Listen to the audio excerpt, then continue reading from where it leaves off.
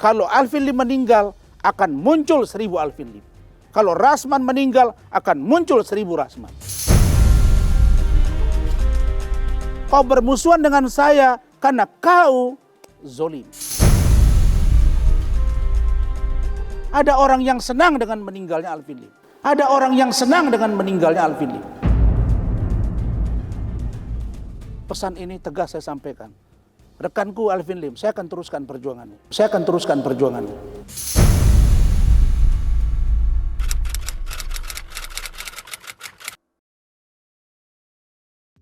Sekitar tahun 2022, begitu Pak Alvin Lim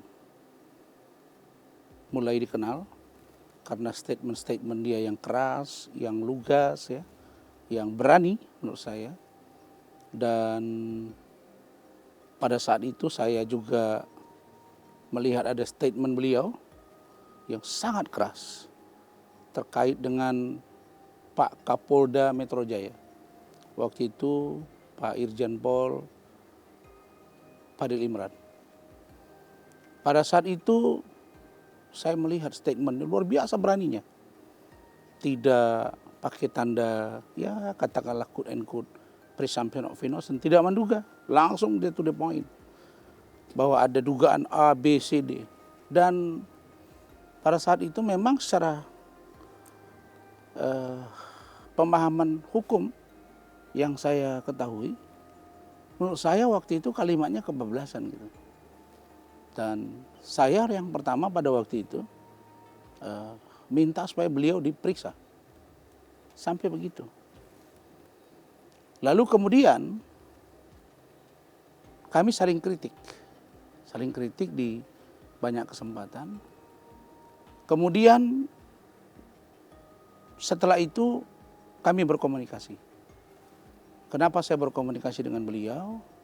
Karena pada saat itu 2022 juga saya sedang berseteru habis-habisan dengan Hotman Paris, bahkan sampai dengan hari ini. Berseteru dengan Denis Caryasta, berseteru dengan Richard Lee, berseteru juga dengan waktu itu dengan Uya Kuya. Dan beberapa orang lain, termasuk Evi Susanti, istri mantan Gubernur Sumut, istri kedua. Dan pada saat itu saya sedang fokus menangani laporan dimaksud. Karena itu serius, termasuk adanya laporan dugaan ijazah palsu yang sekarang sudah SP3. Nah, di saat yang bersamaan, saya waktu itu sedang berada di sekitaran Mabes Polri. Dan saya melihat di YouTube bahwa putri Alvin Lim yang bernama Kate Victoria Lim dan istrinya sedang membuat laporan polisi terkait dengan dugaan fitnah dan atau pencemaran nama baik yang diduga dilakukan oleh saudara Hotman Paris. Dan pada saat itu saya juga melihat pemberitaan itu sudah 4 jam. Tidak juga laporannya diterima. Dalam pengertian belum ada ujungnya gitu. Dan kalau saya tidak salah ada seseorang menghubungi saya, terus mereka bilang, "Bang, itu kayaknya itu ada masalah tuh di dalam, kok nggak selesai-selesai." "Masalah apa?" saya bilang. "Masalah anaknya Pak Alvin Lim dengan istrinya." "Oh iya?" saya bilang. "Ya mana tahu Bang bisa bantu gitu." Nah, datanglah saya ke situ. Saya datang ke situ, kemudian saya datang ke SPKT Mabes Polri, Sentra Pelayanan Kepolisian Terpadu, SPKT ya, Sentra Pelayanan Kepolisian Terpadu. Dan pada saat itu saya datang dan di situ sudah banyak tim dia. Tim dari Pak Alvin Lim. Pak Alvin Lim waktu itu masih di penjara. Dan salaman dan mereka memang sudah kenal saya ya. Tapi saya tidak tahu yang mana Kate, yang mana istrinya gitu ya. Nah, kebetulan salah satu dari timnya Pak Alvin Lim ini ada orang Mandailing. Dan langsung dia perkenalkan diri, bang saya ini, nama marga saya ini, saya dari Mandailing bang. Bahasa kampung lah dia ke saya. Dan kemudian kami cerita, apa masalah saya bilang. Dia ceritakan, ini bang dari tadi nggak selesai-selesai. Banyak sekali syarat yang diminta oleh penyidik. Oh iya, saya bilang. Belum selesai kami bicara di ruang tunggu itu, nongol lah anak-anak. Saya lihat pakai baju Kuesan TV, kemudian dia datang, terus ngoceh-ngoceh nih. Oh ini nggak benar nih penyidik ini, masa minta surat ini, surat itu, surat ini, surat itu. Gitu-gitulah. Ini nampaknya dipersulit, dia marah-marah gitu. Terus ngomonglah teman saya yang orang Mandailing ini. Bang ini putrinya Pak Alvin Lim. Oh salaman, oh ya apa kabar? Nah, iya. Nah dia ngoceh terus, saya dengarin. Lalu kemudian keluar lagi perempuan. Saya masih ingat. Nah saya lihat ini siapa lagi, pakai baju juga, baju seragam. Terus dikenalin lagi tuh sama teman saya. Ini yang istrinya Pak Alvin Lim. Oh ya mbak, salaman. Ya dia kenalin saya Rasman, dia bilang, ya saya Ibu Pioruci Pangkaraya gitu. Pangkaraya? Ibu dari mana? Ya saya Kalimantan, kira-kira saya nggak ingat dari mana. Oh iya, apa masalah bu? Saya langsung, ada dia juga ngoceh. Ini nggak benar ini, sudah begini, keras lah. Terus, ya udah gini, saya ingin dengar dulu deh apa masalahnya gitu. Dia cerita, ini Pak syaratnya terlalu berat, kita mau melaporkan. Sementara ini sudah ada videonya, ada pernyataan dari Hotman. Ini udah nggak benar nih polisi ini, gitu-gitu. Saya lihat. Oh iya, coba. Kalau begitu, coba Mbak masuk lagi ke dalam. Coba serahkan aja syarat-syarat ini gitu ya. Serahkan aja syarat-syarat ini ke polisi, biar saya tunggu di sini. Gitu.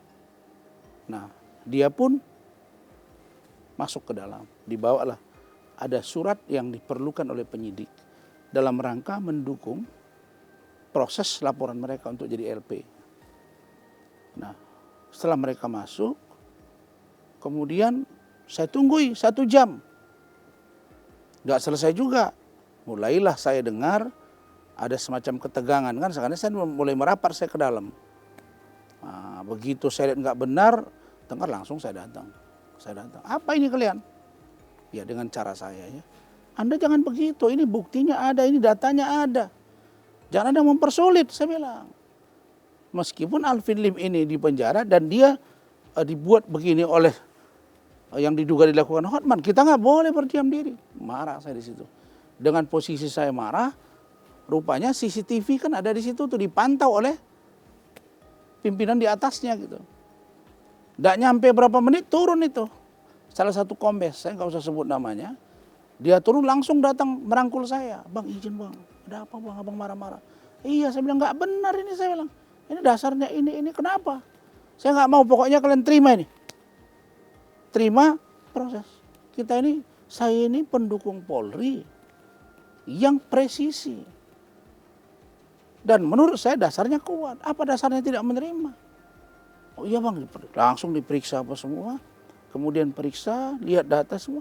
Ya memang pada waktu itu memenuhi untuk dibuatkan laporan. Tapi karena waktu sudah kelewat sore, akhirnya dibuat dumas. Nah besoknya barulah jadi LP. Jadi ada proses dumas, ada proses LP. Nah diterima LP. Nah saya lah di situ pertama kali mulai kenalan.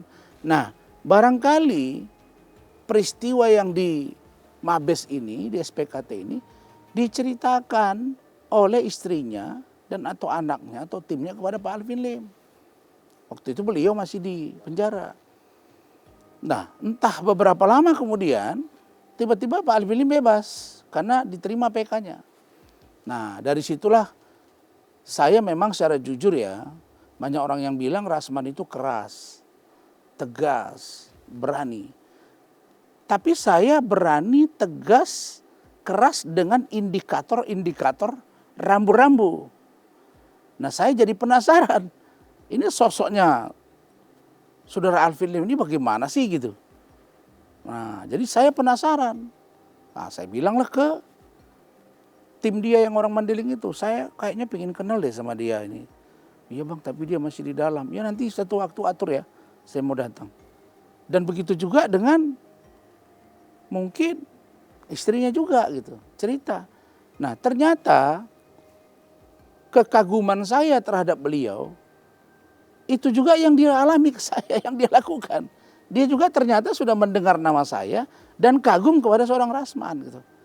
Nah itu kami berbicara, nah setelah itu dia keluar, baru kemudian kami bertemu. Karena saya tahu dia sakit, tapi aktif bekerja, kami kontak-kontakan. Nah akhirnya disepakati satu hari saya datang ke kantor beliau. Nah di situ kami berdiskusi tentang bagaimana pengacara yang fenomenanya itu banyak dilaporkan. Maka sepakatlah kami mendirikan namanya Badan Kehormatan Advokat Indonesia Penegak Imunitas. Karena Undang-Undang Advokat Nomor 18 Tahun 2003 itu kan mengatur bahwa kita ini dilindungi undang-undang dan setara kedudukannya dengan penegak hukum yang lain. Tapi kok dalam prakteknya seringkali pengacara ini dipandang sebelah mata. Karena itu kadang-kadang kita mesti sedikit lebih agresif baru didengar gitu. Jadi itu yang kami diskusikan karena dia terlapor, saat itu saya terlapor, Pak Kamarudin Simanjuntak terlapor. Nah fenomena yang sekarang pengacara laporkan pengacara, lah ini kan tidak baik gitu. Nah jadi sejak saat itu kami menjadi sangat akrab, dekat dan berdiskusi. Sampailah akhirnya satu waktu kami janjian makan siang bersama. Jadi dia bawa istrinya Ibu Fiorucci, dia bawa anaknya Ananda Kate, saya bawa istri saya dan anak saya. Kami makan di PI sebelum beliau ke gereja. Dan disitulah saya baru tahu bahwa beliau ini adalah seorang Kristen. Pertama saya pikir dia waktu itu mungkin Buddha ya, karena Chinese. Tapi dia Kristen. Kita berdiskusi. Kayaknya pemikiran kami sama. Bahwa hukum di Indonesia ini harus benar-benar ditegakkan dengan orang-orang yang berani. Kalau orang-orang yang tidak berani mengambil resiko, kayaknya sulit hukum itu tegak. Dan inilah yang saya rasakan hari ini, saya benar-benar merasa kehilangan karena saya punya seorang teman yang berani, punya cita-cita dan beliau juga orang yang berani dan pemaaf. Ini dia, mirip banget dengan cara saya. Saya orang yang marah, tegas, tapi kalau sudah selesai, selesai. Kecuali orang itu saya lihat memang ya munafik atau suka bermain di balik layar. Jadi kira-kira begitu perkenalan saya.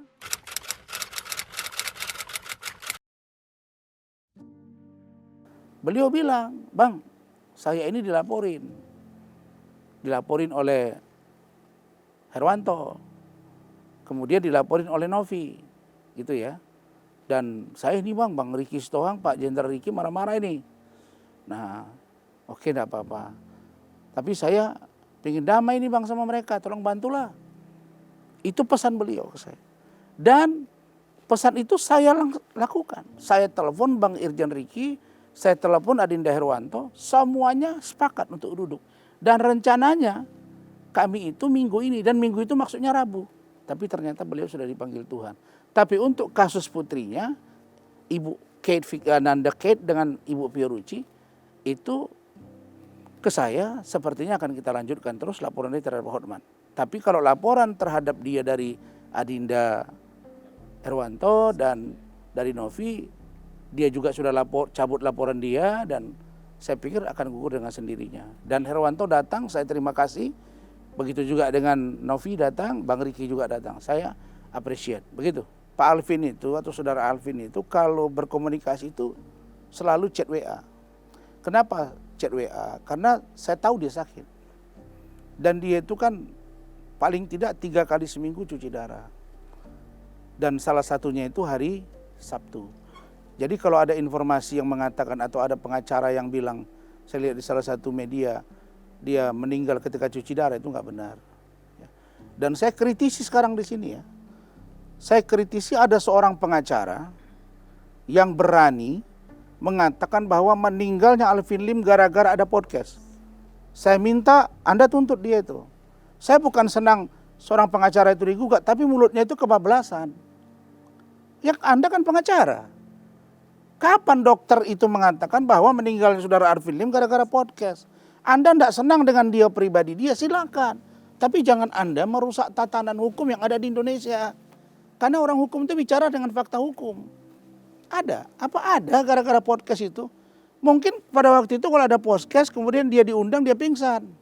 Nauzubillah min zalik. Mungkin saya ini di sini misalnya kalian teror saya atau kalian sudutkan saya atau ada demo di sana menghajar saya. Lah, ini ada podcast.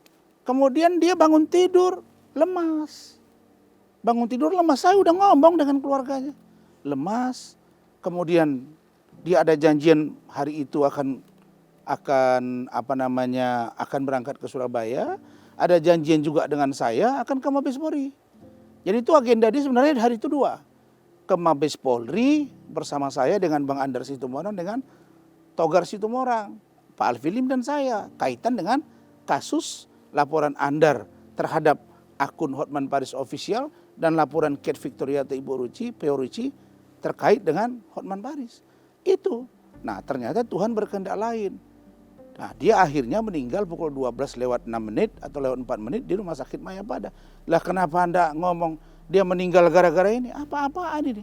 Jadi ini orang barbar yang gak ngerti hukum. Nah, yang gini-gini yang masih ditertibkan gitu. Saya gak mau Anda sesat dan menyesatkan orang lain gitu.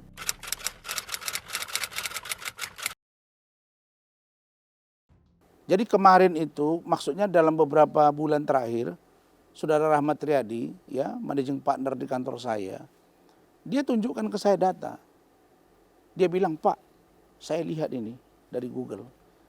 Netizen Indonesia termasuk yang buruk dalam menyampaikan pendapatnya atau komentarnya.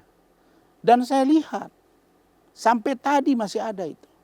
Padahal Novi udah ngomong, jangan dong, jangan dihujat lagi. Orang udah meninggal. Dan dibilang kapan menyusul gitu. Termasuk saya. Kapan Rasman menyusul. Kapan FA menyusul. Maksudnya Farhad. Sekalian ya seluruh Indonesia saya beritahu. Saya tidak sama dengan Farhad. Saya sangat berbeda dengan Farhad. Ya. Walaupun dia pengacara, saya pengacara. Saya sangat berbeda dengan perilaku dia. Saya kalau dengan pengacara lain masih respect. Tapi kalau kepada Farhad enggak. Nah, karena menurut saya ini orang enggak ada guna berkawan dengan dia. Itu versi saya. Jadi saya membela rekan saya Alfilim. Kami sudah lama berteman. Farhad kan masih baru sama dia berteman itu. Gara-gara kasus Agus saja. Saya dengan dia udah lama tanya istrinya. Kita kontak-kontakan ya. Bahkan ada klien yang ada salah satu klien yang ya berteman dengan saya, berteman dengan dia. Dan kita bersahabat. Kemudian klien itu ada memberikan sesuatu lah ya dalam bentuk materi. Kemudian saya tak transparan ke dia. Itu keluarga saya tahu. Saya telepon dia. Saudaraku, ya siap bang. Dia kadang-kadang manggil saya saudaraku juga. Kadang Pak Rasman, kadang Bang Rasman.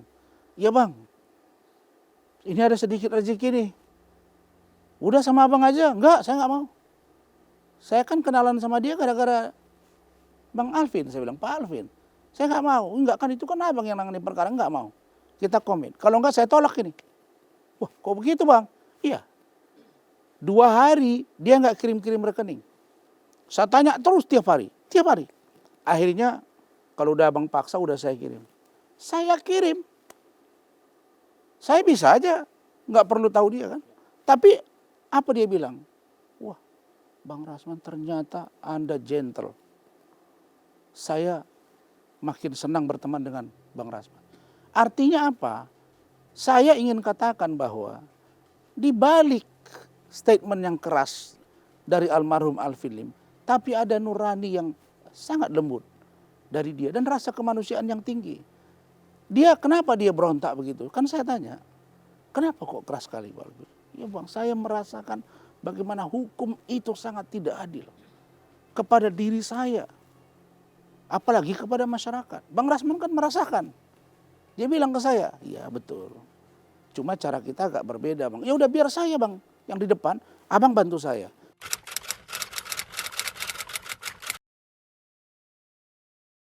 Saya sebetulnya menangis ya, meneteskan air mata. Tapi saya nggak tunjukkan ke publik. Dia bilang begini, Bang, tolong Bang ya, hubungi Pak Irwanto, hubungi Pak Irjen Ricky, Pak Bu Novi, saya ingin baikan. Kemudian kasus yang tentang anak saya teruskan. Kemudian kasus-kasus lain abang bantu. Tapi untuk mereka ini saya ingin damai. Saya udah capek. badan saya sakit terus. Dia bilang, saya itu malam tuh sakit badan bang. Tapi terus saya bilang, bagaimana mas cangkoknya? Dia bilang, bang, cangkok saya mudah-mudahan doakan aja. Dan saya dapat informasi kemarin dari pihak keluarganya bahwa ini Selasa, kemarin kan Senin. Hari Senin kemarin itu mestinya itu hasil dari observasi dokter yang ada di China itu sudah keluar. Dan itu besok itu rencananya begitu dikatakan sudah hilang infeksinya atau berkurang, dia akan segera berangkat untuk cangkok ginjal. Nah, banyak orang tanya, kenapa kok enggak cangkok ginjal sudah sekian lama? Dia enggak cangkok ginjal sekian lama itu karena masih mencari orang yang ada ginjalnya yang sesuai. Kan banyak yang harus disesuaikan. Darahnya harus sesuai. Nah, jadi ternyata Tuhan berkehendak lain. Begitu hari Senin kejadianlah apa yang kita lihat sekarang. Jadi kalau ada pengacara mengatakan meninggal karena KB, ini orang nggak benar ini. Ini jangan membuat gaduh. Ya, jangan besok orang terprovokasi. Nggak ada. Jadi saya pikir dia meninggal dengan damai, dengan tenang, dengan semua keyakinan dia. Dan nggak usah sok tahu paling dekat sama dia. Ya, saya udah lama kenal dengan dia itu daripada Anda. Saya kira Anda paham kata-kata saya gitu. Jadi kalau ada orang yang bilang begitu terus yang punya podcast laporkan, itu saya dukung. Bukan saya benci kepada dia pribadi, enggak, tapi saya enggak suka ada orang yang membuat masalah baru sementara yang meninggal ini masih berduka. Begitu.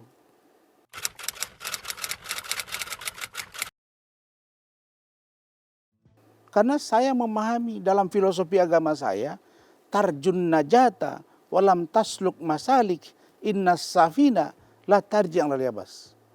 Kamu tidak akan pernah mendapatkan apa yang kamu cita-citakan.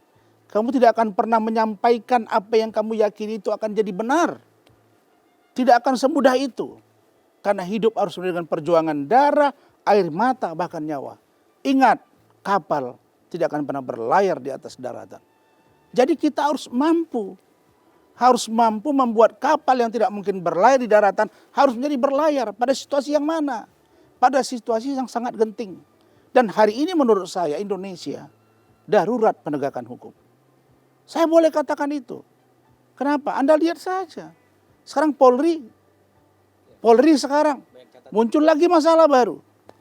Saya melihat ini bukan kesalahan Pak Kapolri. Hanya saja pada saat beliau sekarang lagi memimpin, media sosial hidup tumbuh. Sehingga kasus sekecil apapun nampak di permukaan. Apapun lapornya. Nah tapi muncul. Nah sekarang pertanyaannya apakah institusi Polri? Tidak. Angkatan Laut juga kemarin bermasalah. Angkatan Darat juga bermasalah. Ini negara darurat menurut saya dalam penegakan hukum. Dan darurat rasa kemanusiaan. Apalagi misalnya di kejaksaan. Begitu juga. Ada persoalan dan lain-lain. Di kehakiman apalagi. Ada kasus Ronald Tanur. Ada lagi kasus HP Muiz. Ada yang lain-lain. Sekarang diulas orang. Yang istri Jaksa Agung lah ini. Saya lihat ini serangan-serangan kepada Pak Jaksa Agung. Karena Pak Jaksa Agung berani menegakkan hukum. Tapi kalau Jaksa Agung sendirian. Tidak dibantu oleh penegakan hukum yang lain. Saya kira ini akan sulit. Maka menurut saya dorong penuh ini. Supaya Pak Kapolri, Pak Jaksa Agung, Pak Panglima TNI. Ya. Kemudian Ketua Mahkamah Agung. Ketua Mahkamah Konstitusi. Presiden. Ketua KPK. Kan ini sekarang perisai untuk Indonesia. Sehingga jargon kita untuk Indonesia emas itu. Atau yang kata Pak Prabowo menjadi hasta citanya itu terwujud. Bahwa Indonesia tidak boleh lagi ada orang yang kelaparan. Bahwa tidak lagi kebocoran-kebocoran. Diperlukan menurut saya revolusi pemikiran. Revolusi tindakan yang konstitusional. Jadi saya ini melakukan adalah constitutional complaint. Saya tidak di luar itu. Saya berdiri tegak untuk penegakan hukum. Kalau Alvin Lim meninggal, akan muncul 1000 Alvin Lim. Kalau Rasman meninggal, akan muncul 1000 Rasman. Karena percayalah bahwa setiap malam pasti ada siangnya. Setiap sore pasti ada paginya. Setiap bintang pasti ada bulannya. Setiap kehidupan pasti ada kematiannya. Setiap yang pergi ada penggantinya. Setiap orang ada masanya. Setiap masa ada orangnya. Masa saya untuk bersuara, saya akan maju terus. Walaupun si salah satu pengacara yang rasa sok kaya itu sampai tulis sisa musuh. Disebut saya dengan Bang Andar. Saya bukan musuhmu, Bung. Kau bermusuhan dengan saya karena kau zolim. Karena kau merasa paling kaya. Karena kau merasa paling hebat. Karena kau merasa dekat dengan pejabat negara. Saya sudah duluan di situ. Tidak perlu kau up ke media. Berapa kali up dia? Coba kamu lihat tuh Instagram seseorang. Ketemu dengan kepala negara di up terus. Gak akan mempengaruhi. Kau pegang kasus kemarin. Kena hukuman di atas puluhan tahun itu. Kenapa? Artinya Bapak Presiden Prabowo bisa membedakan. You teman ya teman. You pernah jadi pengacara gua. Tapi hukum harus on the track.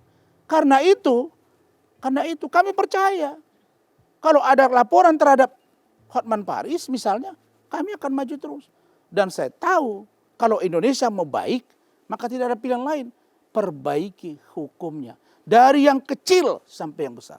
Kalau kita ingin berkembang. Jadi saya menjadi public enemy, silakan. Tidak ada jalan terang yang dengan mudah bisa kita lihat. Lihat aja. Saya lihat bagaimana tahun ini orang-orang Kristiani merayakan Natal.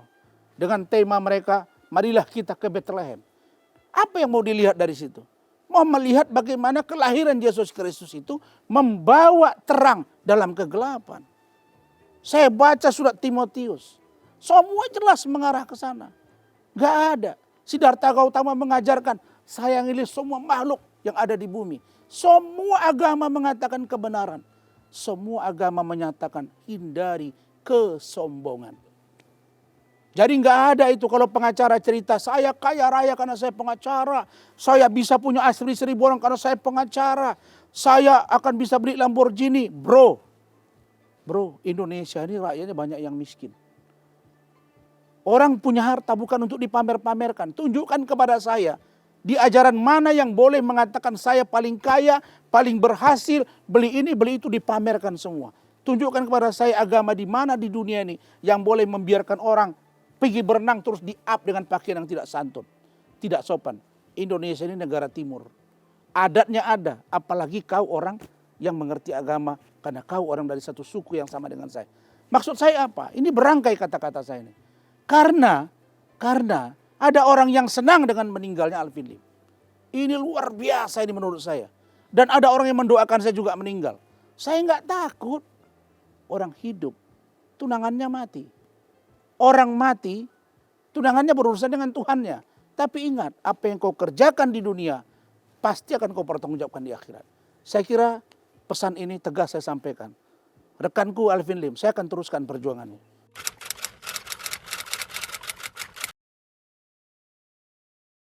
Apa sih yang gak dikatakan si Hotman tentang saya? Ya, dia bilang, saya masih lihat tuh buat Instagram dia. Jam terbang itu penting. Itu menjadi indikator. Jangan pilih pengacara yang berseberangan dengan publik. Yang tidak disukai netizen. Nanti Anda akan menjadi lebih cepat di proses hukum. Tidak menguntungkan Anda. Saya tanya, sudah berapa bulan kasus Fadel? Kurang keras apa Fadel? Saya sudah catat dalam memori saya. Karena saya sudah bergaul di tingkat nasional, Adinda. Dalam pikiran saya di Indonesia ini hanya ada 2 orang yang sombong dan super sombong. Satu namanya Hotman Paris, satu lagi Nikita Mirzani. Pesan beliau, Bang, kasus yang dilaporkan oleh Kate atau istri saya, teruskan. Saya tahu betul bagaimana bencinya dia dengan seorang pengacara yang sombong, yang mengaku paling hebat. Bagi saya, rumah yang dipersembahkan oleh Alvin Lim kepada istrinya dengan 30 miliar, itu sudah the best. Daripada kau bercerita kekayaanmu, hari ini kau ke gereja, besok kau ke klub, terus kau posting dengan memeluk perempuan dan lain sebagainya. Tunjukkan kepada saya ayat dan pasal berapa di Alkitab yang membolehkan kau memeluk-meluk, tidur-tiduran misalnya, mohon maaf ini, atau di klub terus kau up bisa minuman keras dalam ajaran agama. Tidak ada setahu saya, karena saya sudah tanya juga pendeta. Tapi kenapa itu dilakukan? Nah karena itu dia bilang, bang saya juga Kristen, kata Pak Alvin Lim.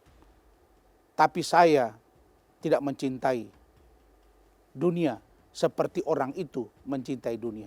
Jadi hidup kami berbeda. Dan itu kekerasan dia bicara itu dia sampaikan juga ke Deddy Corbuzier. Dan mudah-mudahan rekanku Alvin Lim, kau bisa damai, kau bisa tenang. Mudah-mudahan Tuhan memberi tempat terbaik di sisimu. Saya dapat info beliau itu akan dikremasi pada hari Jumat. Dan mudah-mudahan beliau tenang di alam sana sesuai dengan keyakinannya.